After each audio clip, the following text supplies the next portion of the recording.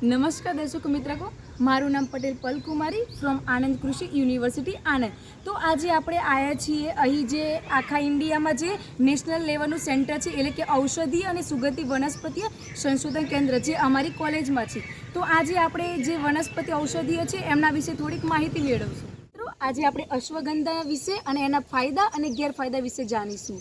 અશ્વગંધા, અશ્વ એટલે ઘોડો અને ગંધા એટલે અશ્વ એટલે કે ઘોડો હોય એનું જે મૂત્ર હોય એની ગંધ। અશ્વગંધા છે એ આપણા કેટલાક એશિયા અને આફ્રિકાના જેવા દેશોમાં જોવા મળે છે। તો આપણે અશ્વગંધાના ફાયદા વિશે જાણીશું, જેમ કે ડાયાબિટીસના દર્દી હશે એમના માટે ખૂબ જ ઉપયોગી છે। કેન્સર, સંધિવા અને લોહીમાં જે ગ્લુકોઝ છે એના સ્તરને નિયંત્રિત કરવા, તેમજ હાઇપરટેન્શન જે દર્દી છે એમના માટે તો ખૂબ જ ઉપયોગી છે। અને આપણે જાણીશું કે આ જે અશ્વગંધા છે તો એનો આપણે ઉપયોગ કઈ રીતે કરવો।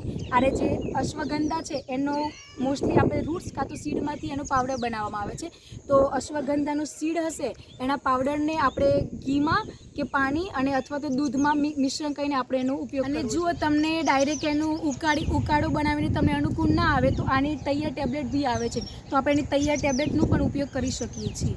અને આના ગેરફાયદા એ બી છે, જો જે દર્દી હશે એ ખૂબ જ વધારે માત્રામાં અને વધારે લાંબા સમય સુધી આનો ઉપયોગ કરશે તો એને આડઅસરો જેવી કે પેટમાં દુખવું, ઉબકા અને ઉલટી જેવી પ્રોબ્લેમો થશે। તો મિત્રો, તમને જો આ વિડીયો સારો લાગ્યો હોય તો અમારા પેજને ફોલો કરજો, લાઇક, કોમેન્ટ અને શેર। Thank you.